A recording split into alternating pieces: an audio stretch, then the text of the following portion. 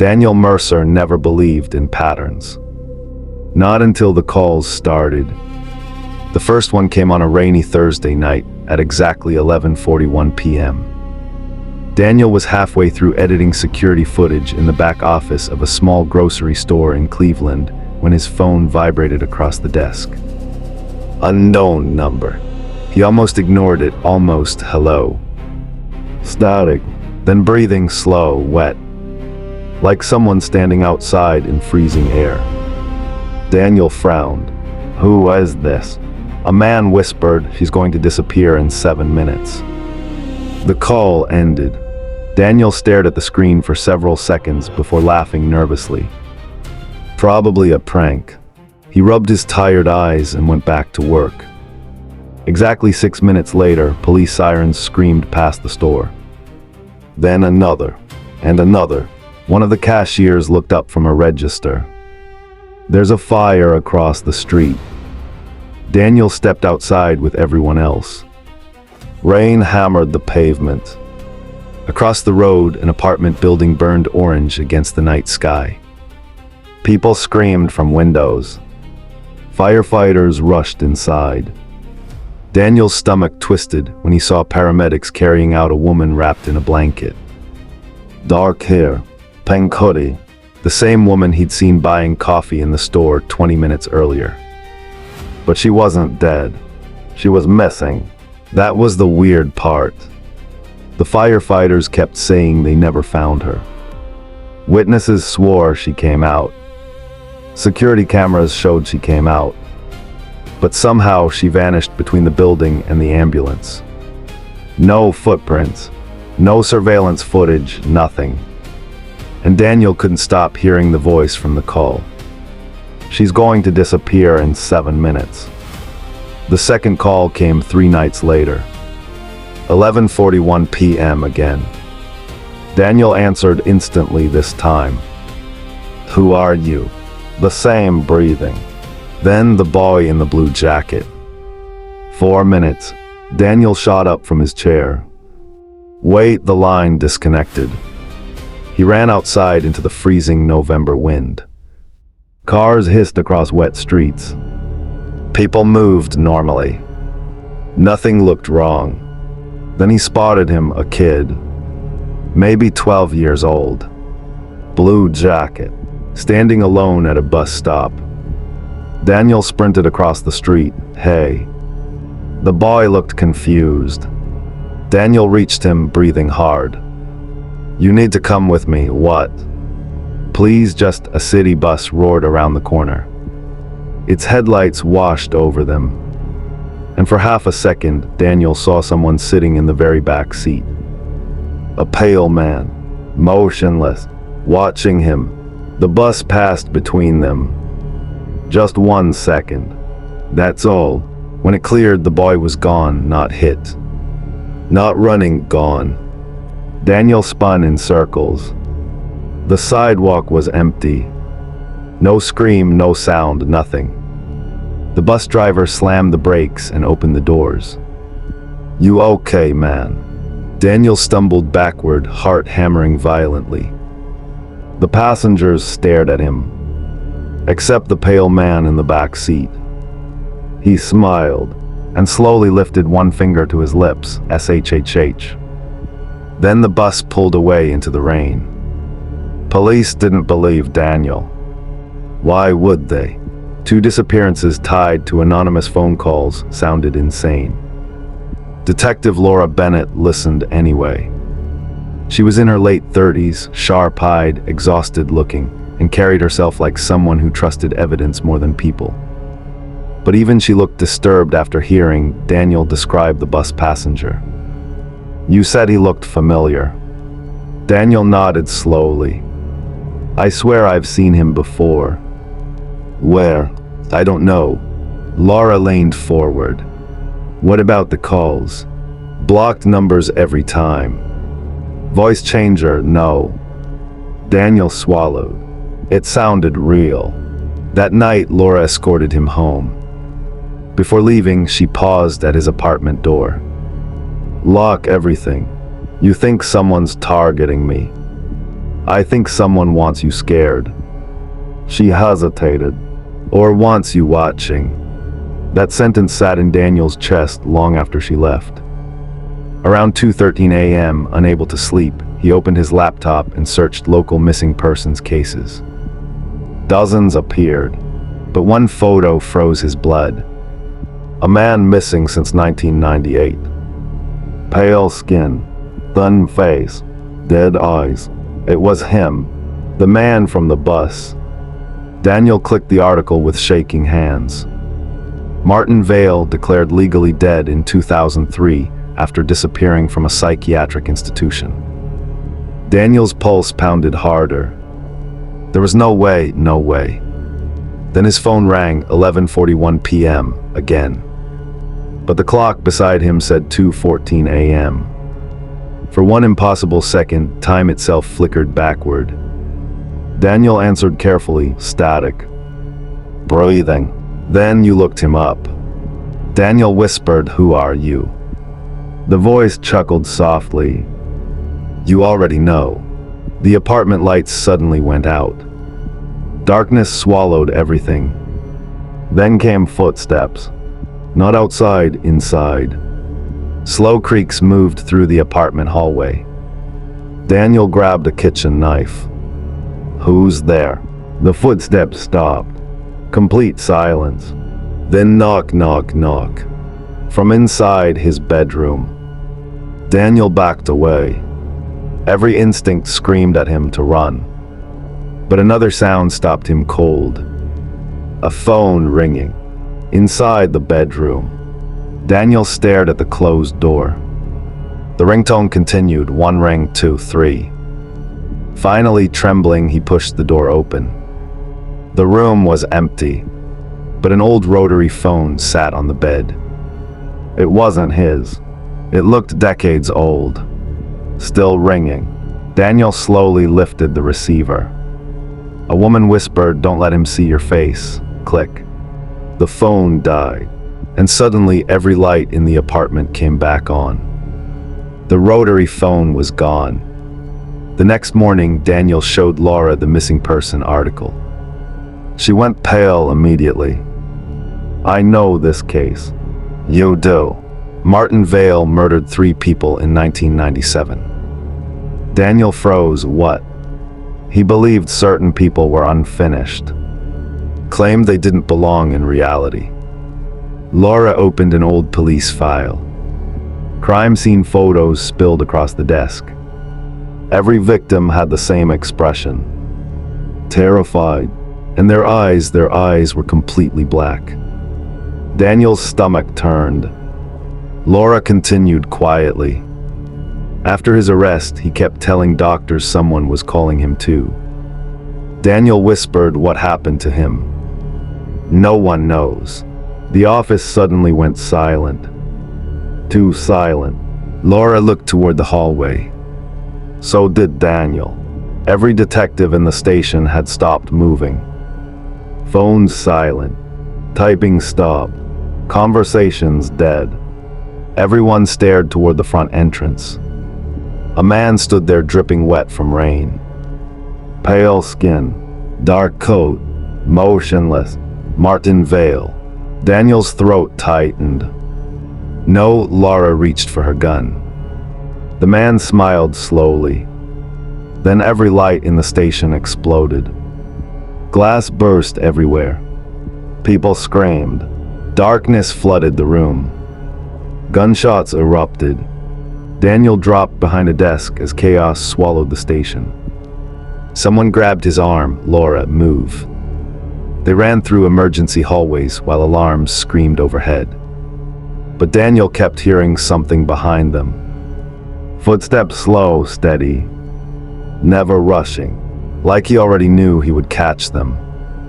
They burst into the parking garage. Rain crashed outside.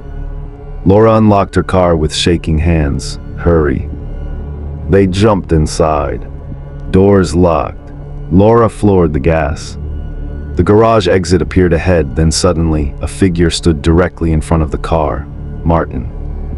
Laura swerved violently. The car smashed into a concrete pillar. Airbags exploded. Daniel's ears rang painfully. Blood ran down Laura's forehead. "Drive," she whispered weakly. But when Daniel looked up, Martin was gone. Only wet footprints remained, leading nowhere. Laura revealed something she'd hidden for years. Martin Vale once claimed disappearances weren't murders. He called them crossings. He believed certain people could be removed from reality completely. No bodies, no evidence, no memory. Eventually, even loved ones forgot them. Daniel laughed nervously. "That's impossible." Laura stared at him. "Then why are victim families forgetting names?" Silent, she opened a file. One mother couldn't remember how many children she had. Another victim's apartment lease erased itself from city records. Photos changed. Yearbooks blurred faces. It was like reality repaired itself after people vanished. Daniel whispered, "That can't happen." Laura looked terrified. "It already is." That night they traced the calls to an abandoned psychiatric hospital outside the city. The building rotted beneath cold moonlight. Broken windows stared like empty eyes. Rainwater dripped through collapsed ceilings as they entered. Daniel's flashlight shook in his hands. The deeper they went, the stranger the place became. Rooms looked untouched by time. Old coffee cups still warm. Hallway clocks ticking. Whispers echoing behind walls. Then Daniel found a room filled with photographs. Thousands of them. Every missing person. Pinned floor to ceiling. And in the center, his photo. Taken earlier that day. Laura stepped backward slowly. "He's been watching you." Then the lights died, darkness. A whisper drifted through the hall. "Daniel," not loud, close. Too close. Flashlights flickered back on. Laura was gone. Just gone. Daniel spun wildly. "Laura." Only silence answered. Then footsteps approached from the darkness ahead. Martin emerged slowly, smiling. "You were supposed to disappear first." Daniel backed away. "What are you?" Martin tilted his head strangely. "You still think this is about murder?" Daniel ran. Hallways twisted impossibly around him. Doors led to rooms that shouldn't exist. One hallway stretched endlessly. Another looped back to itself. The hospital no longer felt real. Then Daniel heard Laura screaming somewhere below him. He followed the sound into the basement. The air grew freezing cold. At the end of the corridor stood a giant steel door slightly open. Inside, dozens of phones rang simultaneously. Old phones, new phones, wall phones, rotary phones, all ringing together in deafening chaos. And sitting in the center of the room was a man chained to a chair, his face hidden in darkness. Daniel stepped closer carefully. The chained man whispered, "He lied to you." Daniel froze. The voice was his own. The chained figure lifted his head. It was Daniel, older. Exhausted, eyes hollow. "What the hell?" The older Daniel began crying. "You answered the first call too." The room spun violently. "You're not real," Daniel whispered. "Yes, I am." The older Daniel looked terrified. "He doesn't kill people. He replaces them." Every phone stopped ringing at once. Silence crashed over the room. Then a new voice spoke behind Daniel. "You finally understand." Martin stood in the doorway smiling. "Reality is thinner than people think." Daniel looked between them in horror. "What do you want from me?"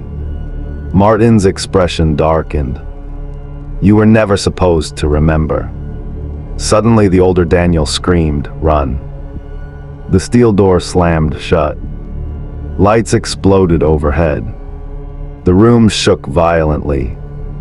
Phones began ringing again, louder, louder, louder. Daniel grabbed a metal pipe and smashed the chains holding his older self. Move. But the older Daniel stared at him sadly. You can't leave. What? I tried already. The walls began bleeding black liquid. Phones melted into the floor. Reality itself warped around them. Then Daniel noticed something horrifying.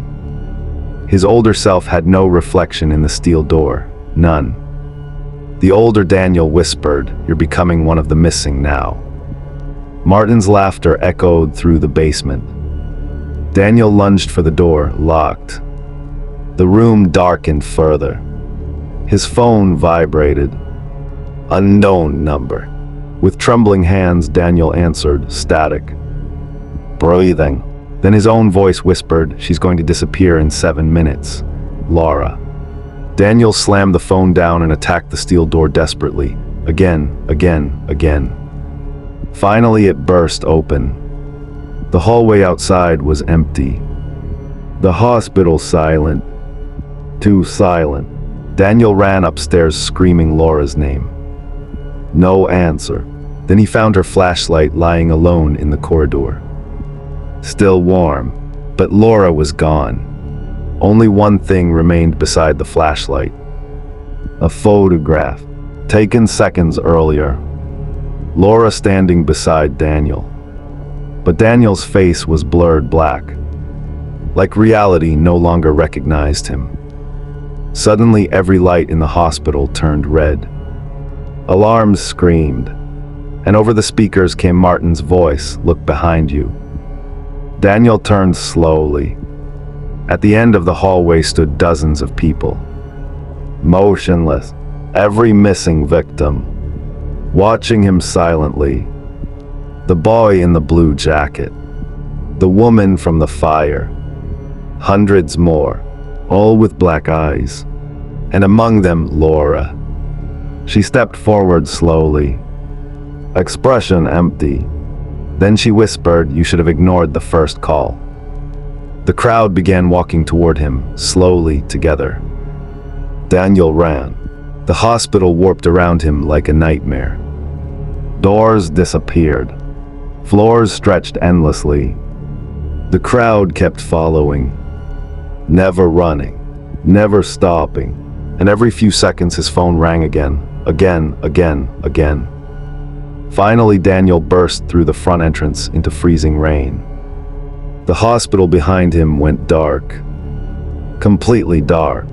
Breathing hard, he stumbled toward the road. Cars passed normally. People walked normally. Everything looked fine. Until Daniel noticed something strange. Nobody reacted to him. A woman walked directly into his shoulder without apologizing. A taxi nearly hit him without slowing. Daniel grabbed a pedestrian. "Help me." The man looked confused. "Sorry, do I know you?" Daniel's blood went cold. Then his own phone started ringing in his pocket. Unknown number, 11:41 p.m. Hands shaking violently, he answered, static. Breathing. Then a terrified voice whispered, "Who is this?" Daniel froze. It was someone else answering. Somewhere else. Another victim.